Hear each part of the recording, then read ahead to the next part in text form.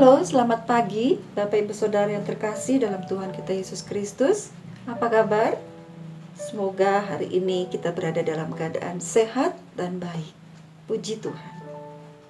Saudara-saudara, sapaan jemaat pada hari ini bertema masih berbuah sampai tua. Saudara, apakah orang berusia lanjut masih bisa berkarya dan berprestasi? Tentu saja bisa. Akan tetapi ini banyak tapinya. Kita lihat contoh. Mungkin saudara-saudara pernah melihat seorang nenek yang sudah terbungkuk-bungkuk, tapi dia masih bisa melakukan pekerjaan rumah tangganya dengan penuh waktu setiap hari.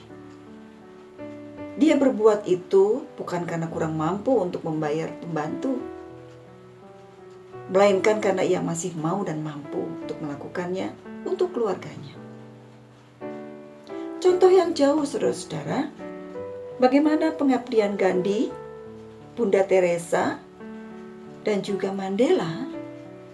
Justru mereka mencapai puncak prestasi mereka ketika mereka berusia sekitar 80 tahun.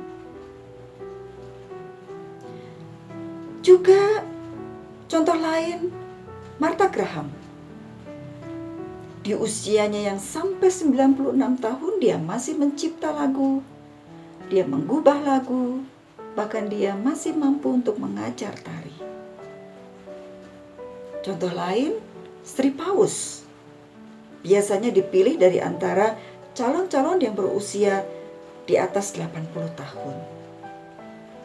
Nah, siapa bilang orang lanjut usia itu kerjanya hanya beristirahat dan berleha-leha? Apakah itu berarti bahwa pada usia lanjut pun kita harus terus bergiat seperti sekian puluh tahun yang lalu?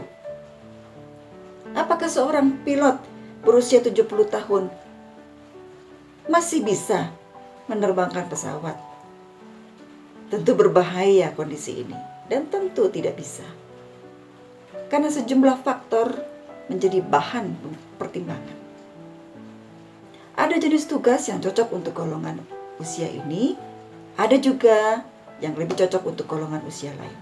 Tapi golongan usia semuanya mempunyai keunggulan dan kelemahannya. Seiring dengan bertambahnya usia menjelang usia lanjut, biasanya pada tiap orang bisa terjadi penurunan dan kemampuan fisik dan mentalnya. Kadar penurunan ini berbeda antara individu yang satu dengan individu yang lain.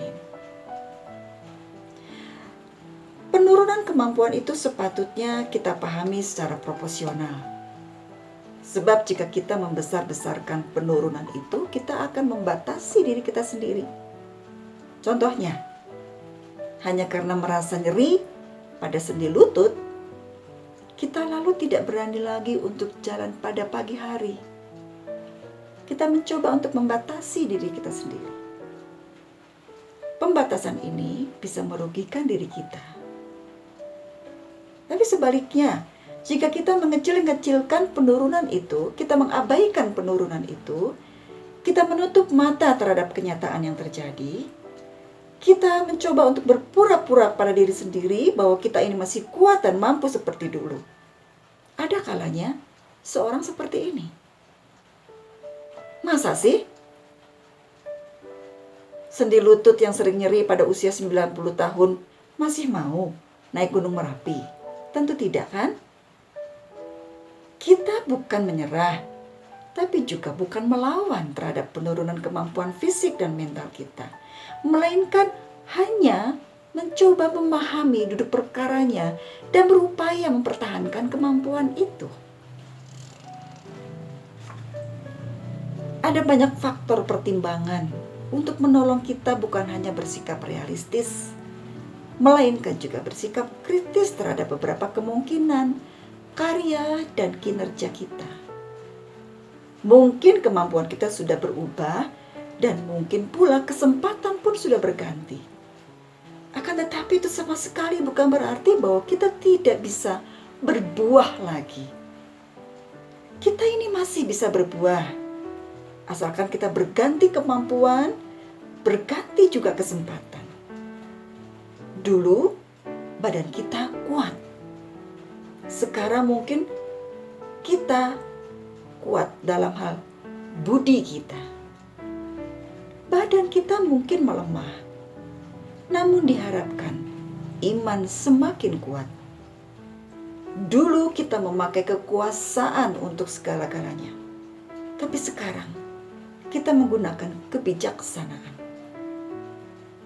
Itu juga yang ditulis oleh Rasul Paulus dalam 2 Korintus 4 ayat 16. Dia mengatakan, manusia lahiriah kami semakin merosot, namun manusia batiniah kami dibaharui dari hari ke hari.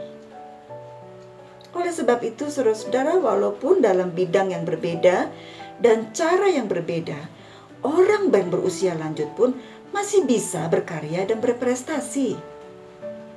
Bahkan mungkin mutu karya dan prestasi itu belum tentu rendah. Bisa jadi malah lebih tinggi mutunya. Pemazmur juga mengambil contoh bagaimana pohon kurma justru lebih bermutu buahnya pada waktu pohon itu sudah tua. Dia menuliskan, pada masa tua pun mereka masih berbuah, menjadi gemuk dan segar untuk memberitakan bahwa Tuhan itu benar. Mari perhatikan bahwa berbuah sampai tua itu ada tujuannya. Tujuannya apa? Tujuannya untuk memberitakan bahwa Tuhan itu benar. Berbuah sampai tua dimaksudkan agar kita ini bersaksi dengan kata dan juga perbuatan untuk generasi muda bahwa Tuhan itu baik dan benar. Karya dan kinerja kita tentu berbeda ketika usia kita makin berlanjut. Tetapi kita bisa tetap berbuah tanpa kecuali. Usia tiap orang terus berlanjut, kemampuan bisa menurun. Ini memang bisa menjadi hal yang merugikan, tapi juga bisa menguntungkan. Coba, mana yang lebih baik? Umur berlanjut ataukah umur tidak berlanjut? Alias berhenti di tengah jalan. Mana lebih baik? Ada umur ataukah tidak ada umur? Oleh sebab itu, pemirsa, baik yang awet muda maupun yang awet tua, baik yang muda belia maupun yang tua belia, ada nyanyian dari Manado. Pakatuon, pakalawiren. Artinya, semoga usia berlanjut sampai tua. Tentu dalam arti, semoga usia yang berlanjut itu masih tetap berbuah. Berbuah dan menyatakan kebenaran tentang Tuhan itu baik dan benar. Selamat berbuah. Tuhan memberkati. Amin.